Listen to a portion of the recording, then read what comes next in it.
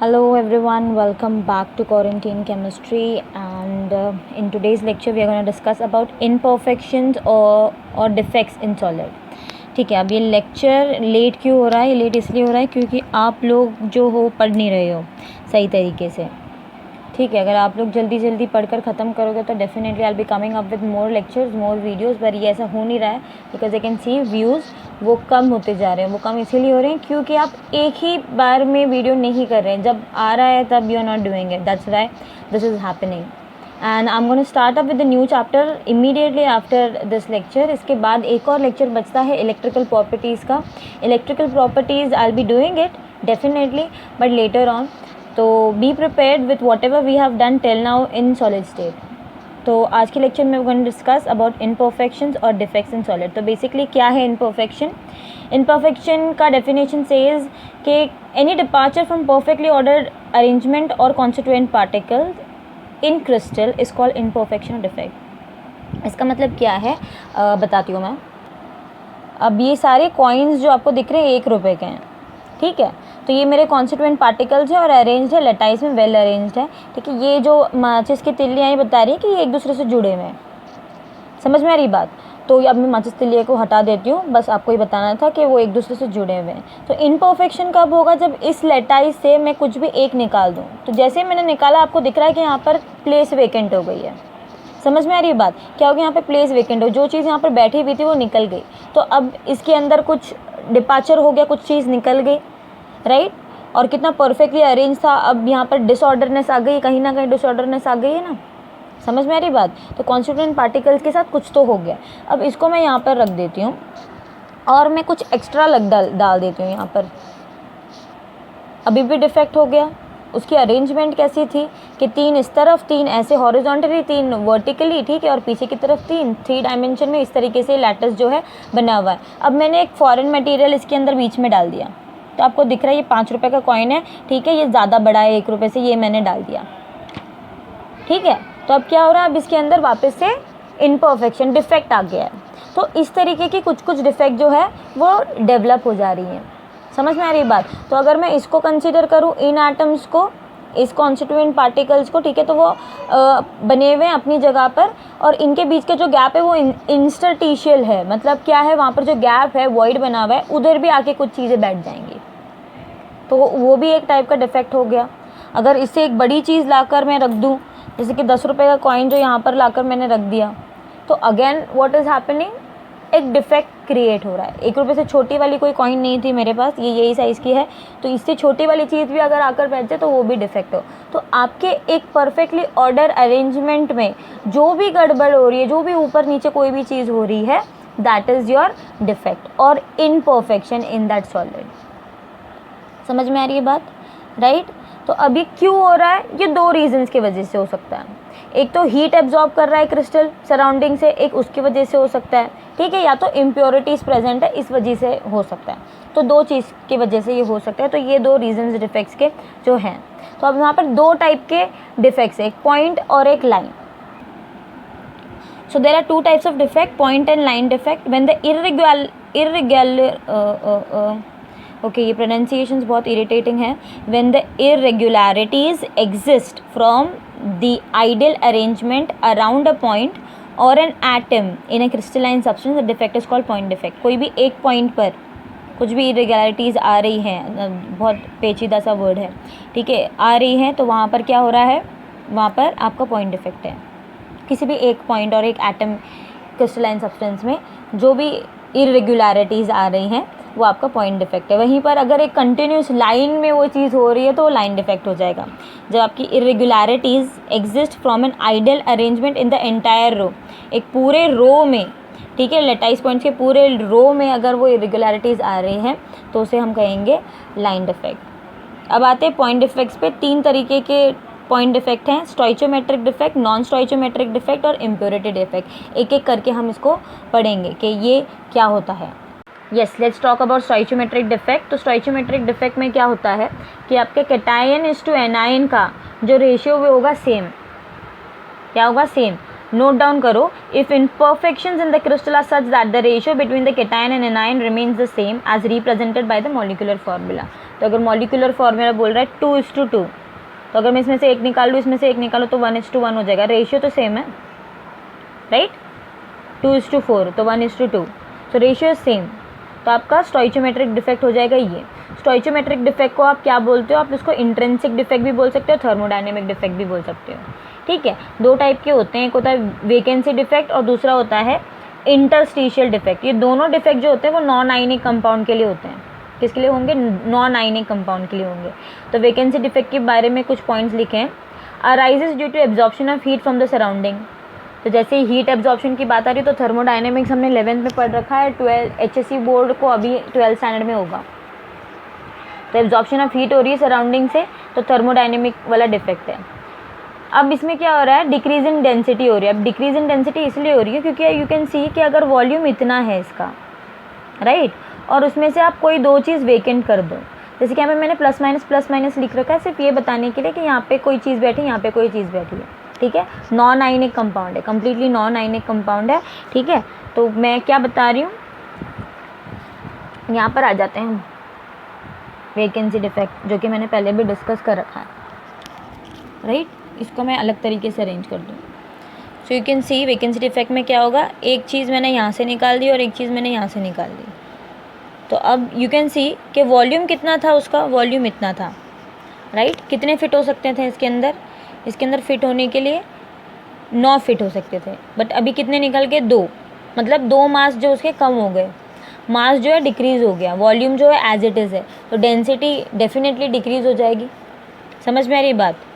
Density is directly proportional to mass, तो mass कम हो गया तो डेंसिटी भी कम हो जाएगी। तो वेकेंसी डिफेक्ट में क्या हो रहा है? 2 जगह जो है वेकेंट हो रही है, खाली हो रही है, इस वजह से क्या होगा? डेंसिटी डिक्रीज़ हो जाएगी सब्सटेंस की। तो यहाँ पे देख सकते हो ना कि वॉल्यूम इतना है, ये जहाँ पे मैंने करेक्ट वाली साइन डाल रखी है, मतलब वहाँ से हमने वो चीज़ जो है वेकेंट कर दी, ये वेकेंट कर दिया और दूसरा ये वेकेंट कर दिया। तो density is equal to mass by volume, तो मास डिक्रीज़ हो रहा है तो डेंसिटी भी डिक्रीज़ होगी। ओके, अब आते हैं इंटरस्टिशियल डिफेक्ट पर। यहाँ पर सिर्फ 2 ही पॉइंट लिखे हैं मैंने छोटे से। Extra constituent particles are present in interstitial defect. तो यहाँ पर क्या हो रहा है? अलग से कोई फॉरेन मटेरियल आ रहा है और बीच में बैठे जा रहा है, ठीक है, आ रहा है एक्स्ट्रा फॉरेन मटेरियल बोल लो, या फिर अलग से कोई चीज़ आ रही है और यहाँ पर बीच में बैठ रही है। यही जो चीज़ें यहाँ पर हैं वो और एक्स्ट्रा आकर यहाँ पर बैठ गई, तो डेंसिटी क्या हो जाएगी? इंक्रीज़ हो जाएगी। यहाँ पर मेरे पास 1 रुपये कॉइन नहीं है तो दिखाती कि और 1 रुपये के कॉइन अगर बीच में आके बैठ जाएंगे तो क्या हो जाएगा? मास इंक्रीज़ हो जाएगा।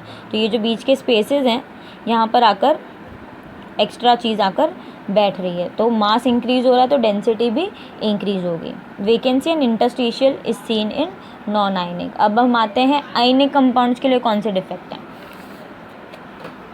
तो when you come to okay, let's talk about ionic solids में कौन से डिफेक्ट होंगे। शॉर्टकी डिफेक्ट्स पहला वाला डिफेक्ट है जो आयनिक सॉलिड में देखा जाएगा। If in the ionic crystal of type A plus B minus equal number of cations and anions are missing from the lattice side so that the electrical neutrality is maintained। बहुत simple है, बहुत theoretical part है। क्या बोलना चाहते हैं? कोई भी कैटायन कोई भी एनायन इक्वल अमाउंट में अगर मिसिंग होगा, ठीक है, तो क्या होगा? शॉर्टकी डिफेक्ट होगा। और वो इक्वल अमाउंट में अगर मिसिंग होगा तो इलेक्ट्रिकल न्यूट्रलिटी जो है आपके उस सॉलिड की मेंटेन होगी। तो यहाँ पर देख सकते हैं A+ है, तो A+ यहाँ से निकला हुआ है, B- यहाँ से निकला हुआ है, तो दोनों 1:1 में निकले हुए हैं, मतलब कि एक यहाँ से निकला हुआ है, एक यहाँ से निकला हुआ है। तो रेशियो जो है बाकी चीज़ों का सेम होगा, पूरे सॉलिड का रेशियो विल बी सेम, तो स्टोइचोमेट्रिक है। Okay, type of compound exhibiting Schottky defect. Highly ionic compound, high coordination number, small difference in the size of cation and anion, मतलब कैटायन और एनायन के बीच का जो डिफरेंस होना चाहिए वो बहुत छोटा होना चाहिए, ठीक है। कोऑर्डिनेशन नंबर जो होगा हाई होना चाहिए, कितने लोगों से जुड़ सकता है वो हाई होना चाहिए, और आयनिक कंपाउंड हाई होना चाहिए, हाईली आयनिक कंपाउंड। तो उसमें एग्जांपल्स आते हैं आपके NaCl, KCl, AgBr, KBr and CaCl। Density जो होगी वो कम होगी, क्यों होगी? क्योंकि मास निकल रहा है, तो डेंसिटी बेसिकली कम हो जाएगी, ठीक है। तो शॉर्टकी डिफेक्ट ये रहा। अब आते हैं फ्रेंकेल पे। तो फ्रेंकेल डिफेक्ट में क्या हो रहा है,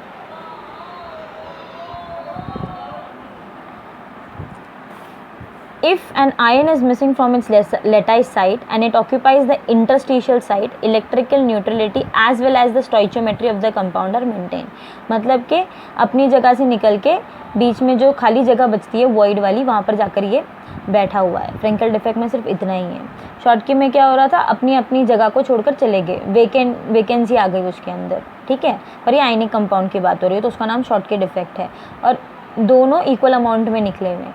यहाँ पर क्या हो रहा है, कोई भी एक चीज़ जो है, ठीक है, कैटायन, जनरली कैटायन छोटे होते हैं तो वो डिसलोकेट कर सकते हैं, ठीक है. क्या कर सकते हैं, डिसलोकेट कर सकते हैं यहाँ से निकल के यहाँ पर, क्योंकि हमें पता है कि कैटायन जाकर ही वॉइड्स में बैठता है, क्योंकि यूजुअली एनायंस बड़े होते हैं. तो यहाँ पर अगर कैटायन निकल के अपनी जगह से कहीं पर जाकर वॉइड में छुप रहा है या वहाँ पर जाकर बैठ रहा है तो उसे हम डिसलोकेशन डिफेक्ट या तो फिर फ्रेंकेल डिफेक्ट बोलेंगे. Cations are smaller so they occupy interstitial site also known as dislocation defect. अच्छा, यही interstitial site लिखा हुआ है. कोऑर्डिनेशन नंबर जो है लो होगा और एनायन और कैटायन के बीच में डिफरेंस जो होगा साइज़ का वो लार्ज होगा. क्यों होगा, क्योंकि कैटायन छोटे होंगे तब जाकर ही वो इंटरस्टिशियल साइट में बैठ सकते हैं. तो उसमें एग्जाम्पल है AgCl, AgBr एंड AgI. और एल्किली मेटल्स में फ्रेंकेल डिफेक्ट दिखाए नहीं जाते.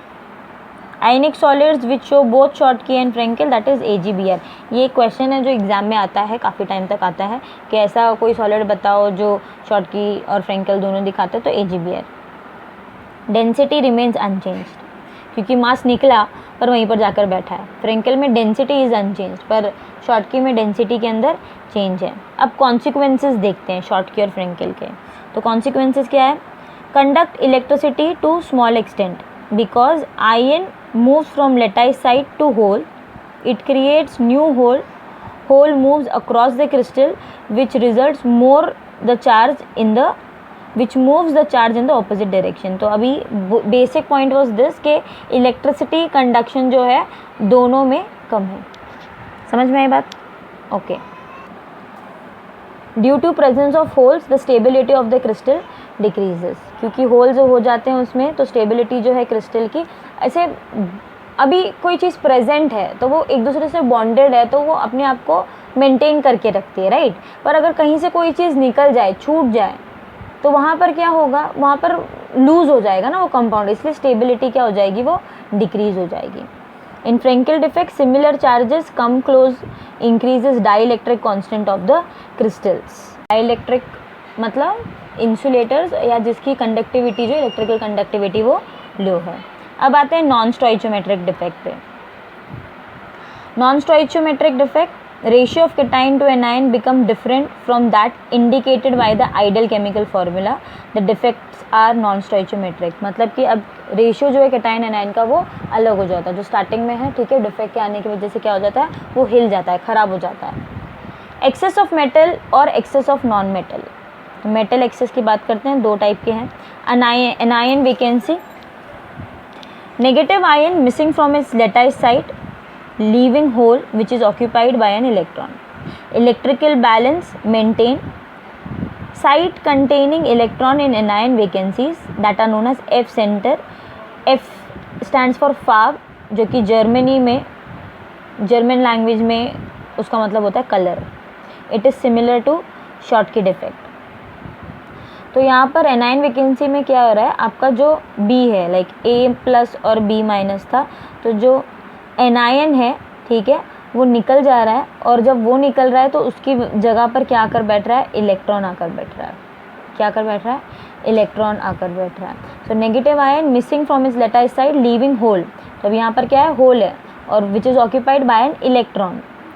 इलेक्ट्रॉन आकर यहाँ पर बैठ जाएगा तो इलेक्ट्रिकल बैलेंस मेंटेन रहेगा. Site containing electron in anion vacancy, this centre, ये वाला जगह जहाँ पर आकर इलेक्ट्रॉन बैठा है उसको हम कहेंगे F सेंटर.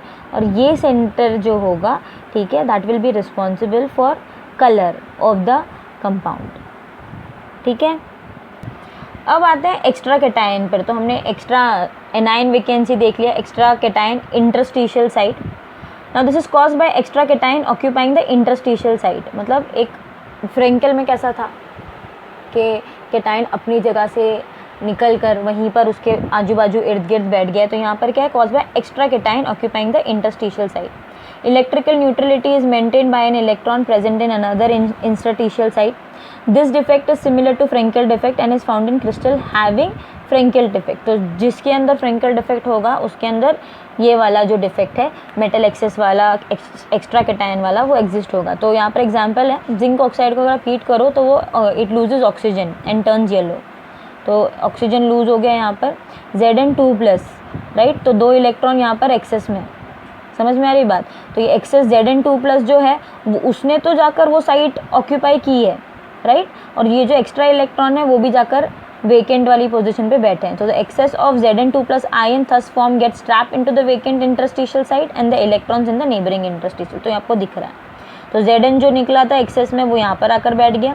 ए की जगह पर क्या है, A+, तो यहाँ पर है Zn+, और उसके जो इलेक्ट्रॉन्स निकले वो यहाँ पर, तो Zn2+ है, एक यहाँ पर है, 2 इलेक्ट्रॉन है, उसके ही नज़दीक वाले नेबरिंग साइड पर आकर इलेक्ट्रॉन बैठेगा। Crystal with either type of metal excess defect contains some free electrons, hence such materials acts as semiconductors. Semiconductors क्या होते हैं, फिज़िक्स में पढ़ा है शायद लास्ट ईयर, और ये साल भी पढ़ेंगे सेमीकंडक्टर्स क्या है। सेमीकंडक्टर्स की कुछ चीज़ें जो आगे अभी आने वाली हैं।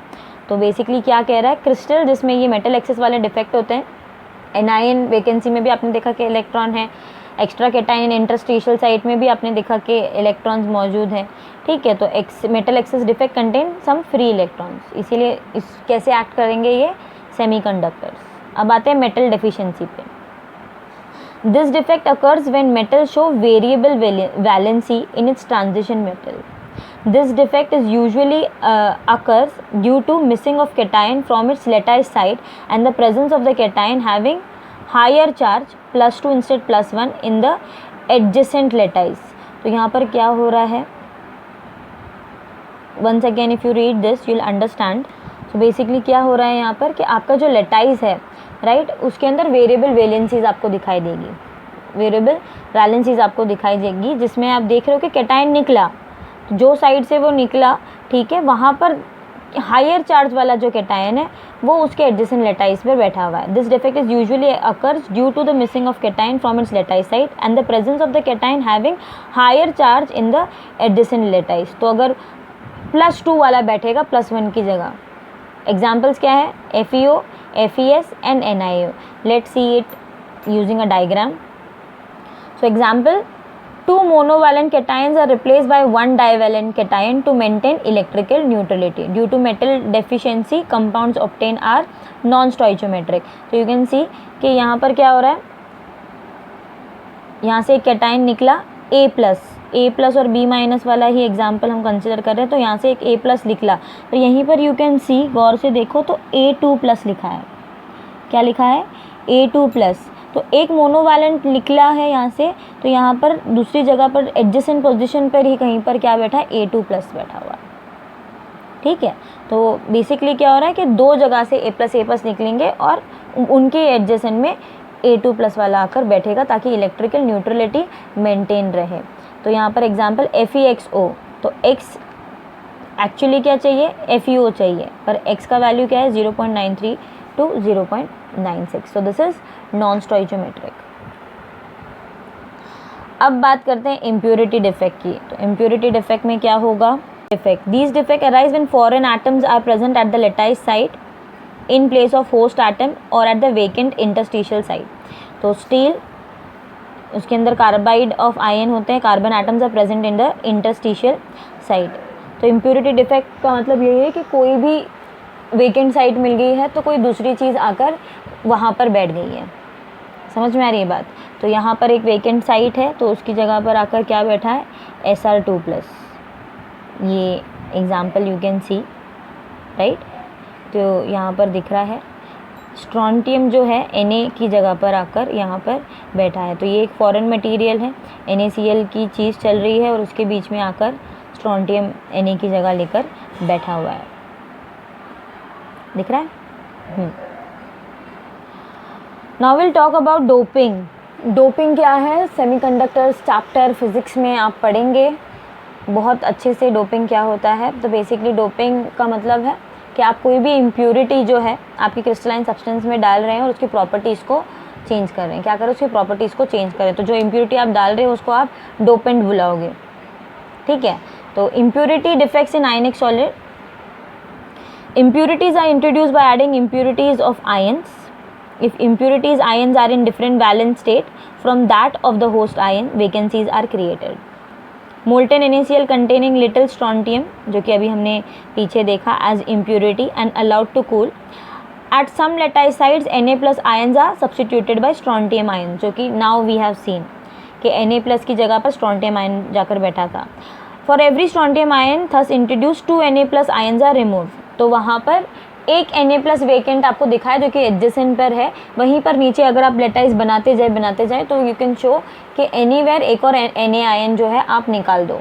तो एक Sr2 प्लस इंट्रोड्यूस किया है तो 2 Na प्लस वहाँ से निकल रहे हैं। So for every strontium 2 plus ion thus introduce 2 Na plus ions are remove to maintain electrical neutrality. One is occupied by strontium, other is vacant. तो 2 हमने निकाले हैं, राइट। और ये जो डायग्राम आप यहाँ पर देख सकते हैं, just give me a moment, ये जो डायग्राम यहाँ पर नज़र आ रहा है वो ये बताने के लिए कि 2 हमने निकाले हैं, Na प्लस हमने यहाँ से निकाला है, Na प्लस हमने यहाँ से निकाला है, राइट। एक एम्प्टी रहेगा और एक Sr2 प्लस से भर जाएगा। सिमिलरली हमने ऊपर भी दिखाया ना, 2 मोनोवैलेंट निकालने पर एक आएगा तो एक खाली रह जाएगा। वैसे यहाँ पर भी इम्प्योरिटी डिफेक्ट में क्या होगा, 2 वेकेंट किए हमने और डाईवैलेंट आकर यहाँ पर बैठा है, Sr2 प्लस आकर बैठा है, पर उसकी वजह से एक खाली यहाँ पर रह रहा है। One is occupied by Sr2 plus, other is vacant. These vacancies result in higher electrical conductivity of solid. Similar defect behavior is observed when CdCl2 is added to AgCl. तो ये जो vacancies आपको नज़र आ रही है वो result करती है electrical conductivity में।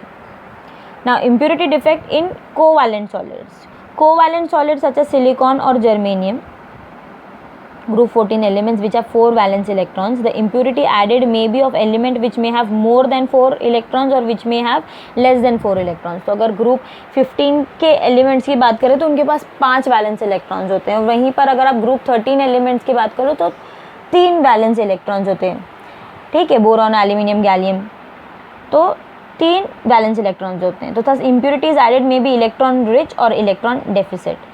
तो these defects are also known as electronic defects. तो अब हम बात करते हैं परफेक्ट सिलिकॉन क्रिस्टल की, ठीक है। और डोपिंग के बाद क्या हो जाता है, तो बेसिकली हम क्या बना रहे हैं, एन टाइप ऑफ सेमीकंडक्टर बना रहे हैं। इलेक्ट्रॉन रिच इम्प्योरिटीज़ की बात करते हैं, doping with electron rich impurities. Group 14 elements silicon और जर्मेनियम हैज़ 4 इलेक्ट्रॉन्स। तो यू कैन सी कि ये सिलिकॉन है, ठीक है, और इसके ये 4 इलेक्ट्रॉन्स हैं। तो मैंने ये सर्कल इसलिए किया ताकि हमको बताओ कि इस पर्टिकुलर सिलिकॉन के ये 4 इलेक्ट्रॉन्स हैं, इस सिलिकॉन के ये 4 इलेक्ट्रॉन्स हैं, ठीक है, और बाकी के ये जो इलेक्ट्रॉन है ये इस सिलिकॉन को बिलोंग करता है। तो सिलिकॉन का अगर एग्जाम्पल लिया है तो इसके ये 4 वैलेंस इलेक्ट्रॉन्स हैं, राइट। और यहाँ पर मैंने दिखाया है कि कोवैलेंट बॉन्ड कैसे फॉर्म कर रहा है, ये 1 2 3 4 5 6 7 8 दूसरों के साथ शेयर करके ये कोवैलेंट बॉन्ड फॉर्म कर रहा है। तो फॉर्म्स 4 कोवैलेंट बॉन्ड विद बाजू वाले एटम्स। तो यहाँ आपको दिखाई देगा, तो ये सिलिकॉन है तो एक इसके साथ शेयर किया, इसके साथ, इसके साथ, इसके साथ, तो 4 बाजू वाले सिलिकॉन एटम्स के साथ, नीचे वाला दिखाया नहीं, 4 बाजू वाले सिलिकॉन एटम्स के साथ क्या किया उसने, कोवैलेंट बॉन्ड फॉर्म किया। जब आप ग्रुप 15 का एलिमेंट ले रहे हो, आर्सेनिक, जो कि ग्रीन कलर से मैंने बताया, ठीक है, आपने डोप किया, तो दिस इज़ माई डोपेंट, तो ये इम्प्योरिटी मैंने इंट्रोड्यूस की है। तो जैसे आप सब्स्टिट्यूट करोगे तो जो 5th इलेक्ट्रॉन है आर्सेनिक का, अभी 4 तो यहाँ पर हमने कोवैलेंट बॉन्ड में डाल दिया, 5th इलेक्ट्रॉन जो है, ठीक है, इसका क्या, ये फ्री है और वो क्या हो जाता है, डीलोकलाइज हो जाता है। डीलोकलाइज हो जाता है मतलब अब उसको कुछ लोकेलिटी नहीं है, वो अब यहाँ वहाँ आवारा फिर रहा है, ठीक है। This delocalise electron increases the conductivity of silicon. तो ये जो डीलोकलाइज इलेक्ट्रॉन है तो वो क्या कर रहा है, कंडक्टिविटी इंक्रीज कर रहा है। तो जब आप टर्मिनल देखोगे इलेक्ट्रिकल कंडक्टिविटी के, तो यहाँ पर पॉजिटिव टर्मिनल, यहाँ पर नेगेटिव टर्मिनल, तो क्योंकि इलेक्ट्रॉन नेगेटिवली चार्ज्ड है तो ये क्या करेगा, ये पॉजिटिव टर्मिनल के थ्रू टूवर्ड्स जाएगा। तो as increases in conductivity due to negatively charge electron, the silicon और germanium crystal doped with electron rich impurity are called n type conductors. क्योंकि एक्स्ट्रा इलेक्ट्रॉन है, राइट, ये एक्स्ट्रा इलेक्ट्रॉन होने की वजह से क्या हो रहा है, अब ये डीलोकलाइज हो रहा है। तो जब ये भागेगा या दौड़ेगा तो कौन सी डायरेक्शन में दौड़ेगा, कौन से डायरेक्शन में दौड़ेगा, just give me a moment. तो ऐसे मैंने सिर्फ एक ही बताया है, तो अगर इसको आप वो एक्स्ट्रा इलेक्ट्रॉन्स कंसिडर करो तो क्योंकि वो एक ही पार्ट मैंने बताया तो उसमें मैंने एक आर्सेनिक डाला है, राइट। ऐसे बहुत सारी जगह पर होगी जहाँ पर आप ये डोपेंट ऐड कर रहे हो, तो you will be having many extra electrons. तो एक्स्ट्रा इलेक्ट्रॉन्स क्या करेंगे, इलेक्ट्रिकल कंडक्टिविटी शो करेंगे, अंडरस्टूड, इलेक्ट्रिसिटी कंडक्ट करेंगे। तो वो किसके टूवर्ड्स भागेंगे, they will run towards positive terminal. So since they are negatively charged, that's why such type of semiconductors will be known as n type of semiconductors. I hope this is clear. अभी जो समझाया मैंने, I hope that is clear. What we are doing is now we are doping with electron deficient impurity, electron deficit impurity. तो अब यहाँ पर मैंने aluminium ले रखा है। तो ग्रुप 14 का जो एलिमेंट है सिलिकॉन, अगेन मैंने ये ग्रीन से सर्कल किया कि इसके पास 4 इलेक्ट्रॉन्स है इसके वैलेंस शेल में, राइट। यहाँ पे मैंने दिखाया है कि आजू बाजू वाले 4 के साथ ये क्या क्रिएट करेगा, कोवैलेंट बॉन्ड क्रिएट करेगा। तो ग्रुप 13 एलिमेंट बोरॉन, एल्यूमिनियम और गैलियम, द सिलिकॉन और germanium atom at some lattice sites are substituted by them. किसी भी एक लेटाइज पॉइंट पर ये सब्स्टिट्यूट कर रहे हैं। सो ग्रुप 13 एलिमेंट के पास कितना इलेक्ट्रॉन्स है, सिर्फ 3 है। ये देखो इसके नज़दीक नज़दीक जो है, ये डायग्राम मैंने इस तरीके से बनाया है कि जो भी नज़दीक नज़दीक है वो उसको बिलोंग करता है। तो इसके नज़दीक कितने इलेक्ट्रॉन है, एक ये है, एक ये है और ये है। और ये जो काला वाला दिख रहा है दैट इज़ होल, वो वेकेंट है, वो होल है, वहाँ पर कुछ नहीं है। समझ में आ रही बात, right. So thus hole is created at a site where 4th electron is missing। तो यहाँ पर 4th इलेक्ट्रॉन मिसिंग है, this is called electron hole और इलेक्ट्रॉन वैकेंसी। समझ में आ रही बात। एन इलेक्ट्रॉन कैन जम्प, अब बेसिक फंडा समझा दूँ। अब क्योंकि यहाँ पर वैकेंसी है तो ये वाला जो पड़ोस वाला इलेक्ट्रॉन है ये यहाँ पर जम्प करेगा, राइट, ये यहाँ पर जम्प करेगा तो ये एम्प्टी हो जाएगा। अब यहाँ पर वैकेंसी आ जाएगी, फिर ये वाला पड़ोसी जो यहाँ पर जम्प करेगा तो यहाँ पर वैकेंसी आ जाएगी, फिर ये वाला जो पड़ोसी है यहाँ पर जम्प करेगा तो यहाँ पर वैकेंसी आ जाएगी। तो जनरली क्या होगा, होल्स डेवलप होते चले जाएंगे। तो ये तो मैंने एक ही चीज़ बताई है, एक ही लेटाइज पॉइंट पे बताया। ऐसे उस पर्टिकुलर क्रिस्टल में, लेटाइज में बहुत सारे ऐसी डोपिंग हुई होगी, बहुत सारे ऐसे पॉइंट्स होंगे जहाँ पे होल्स क्रिएट हो रहे हैं। समझ में आई बात, समझ में आ रहा है मैं क्या समझाने की कोशिश कर रही हूँ कि यहाँ पर वैकेंसी थी, ये इलेक्ट्रॉन यहाँ पर आकर बैठा, यहाँ पर होल हुआ, ये इलेक्ट्रॉन यहाँ पर आकर बैठा, यहाँ पर होल हुआ। तो बेसिकली क्या हो रहा है, ये जो है इस तरफ जा रहा है, ये जो होल है वो इस तरफ जा रहा है, राइट। तो किसके टूवर्ड्स जा रहा है, नेगेटिव टर्मिनल के टूवर्ड्स जा रहा है। आई hope this is clear. What does the statement says? It says as it continues, the electrons hole will move in the direction opposite to that of the electrons. तो electrons का direction यहाँ पर है क्योंकि positive terminal यहाँ पे है, तो उसके opposite direction में. Now when an electric field is applied, the electrons move toward the positively charged particles and the electron holes move towards the negatively charged particles. क्योंकि electron इस तरफ move कर रहे हैं तो holes कहाँ पर move करेंगे, इस तरफ move करेंगे. So we can see that over here.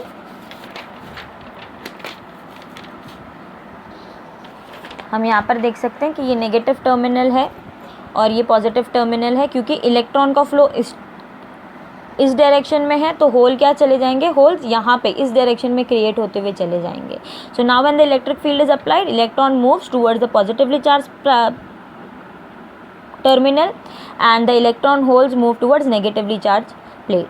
So as they carry positive charge, as if they carry positive charge, as if they carry positive charge. I repeated this sentence 3 times. As if they carry positive charge, वो if लगाया है मैंने. Electron hole move towards negatively charge plate and if they carry positive, as if they carry positive charge, hence silicon germanium doped with electron deficit impurities can be called P type semiconductors. I hope this is clear. आपको N type of semiconductor और P type of semiconductor समझ में आया हो कि ये positive terminal के towards भागते हैं, नेगेटिवली ज़्यादा चार्ज होते हैं, इसीलिए एन टाइप ऑफ सेमीकंडक्टर्स, और ये होल्स अपने आप को पॉजिटिव चार्ज पार्टिकल्स की तरह समझते हैं, क्योंकि सारे नेगेटिव इस तरफ जा रहे हैं तो वो इस तरफ शिफ्ट होते चले जा रहे हैं, इसीलिए आप उसको पी टाइप ऑफ सेमीकंडक्टर कहेंगे. So impurities, doping, everything is done in this chapter. I am left with electrical properties, और वो मैं डेफिनेटली करूँगी, but I will be starting up with the new chapter and that is solutions and colligative properties. So wait for that chapter. Until that, complete this. I hope आज का lecture आपको clear हुआ हो. Thank you. Have a nice time. Be safe, be home and enjoy your time studying. Bye.